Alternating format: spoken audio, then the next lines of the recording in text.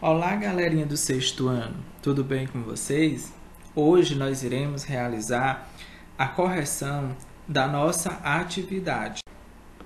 Dando início à nossa correção, praticando o conhecimento, está na página 51 do livro, as questões 1 a 3. A primeira questão nos diz o seguinte: muitos historiadores consideram estudar a pré-história uma tarefa bastante difícil. Comente por quê. Então, como vocês já responderam no caderno de vocês, então vamos comparar as respostas. Vejamos. A tarefa de estudar a pré-história é bem complicada devido à falta de vestígios. Vestígios, como vocês já sabem, são provas, são meios consistentes que possa comprovar realmente que seja possível remontar o modo de vida de nossos antepassados, daquelas pessoas que viveram lá na pré-história. A segunda diz o seguinte: qual evento histórico marca a divisão entre pré-história e história?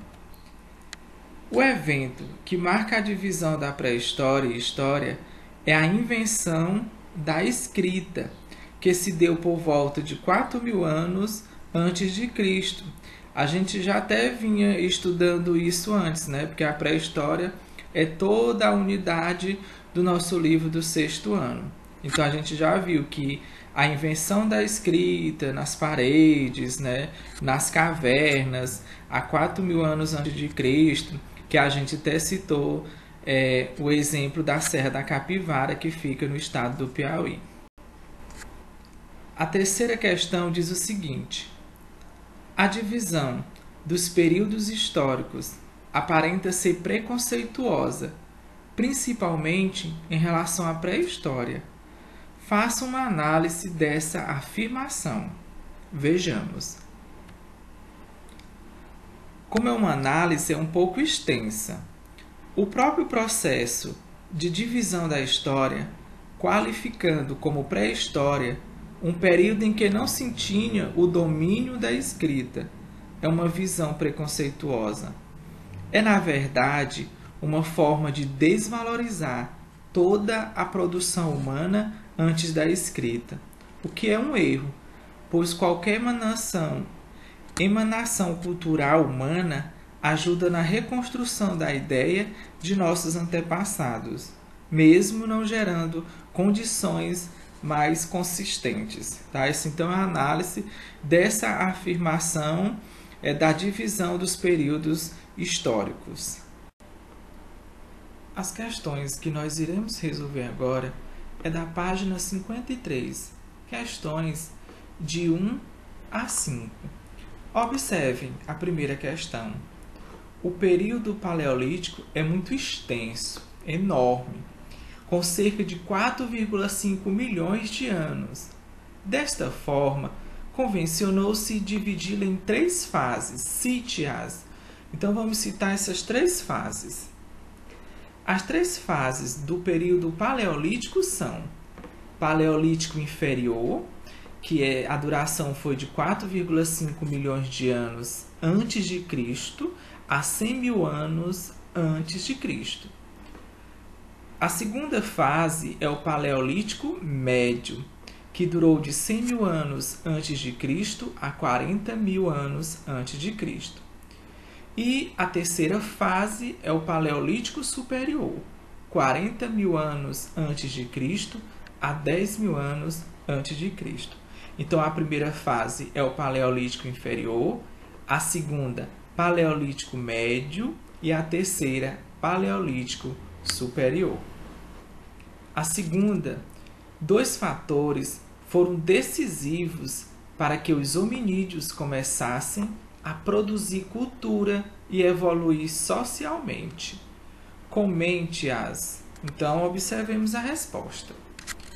Os 2 fatores que ele pede, 2 fatores decisivos, foram o aumento da capacidade craniana, que facilitou o melhor uso do cérebro, do pensamento, e a liberação do dedo polegar, que possibilitou a confecção de instrumentos e utensílios, e ambos propiciaram a alteração do meio em que viviam. Então, com a inteligência, com a capacidade dos dedos de confeccionar, de manusear utensílios, eles passaram a viver melhor em sociedade, no meio que eles estavam vivendo.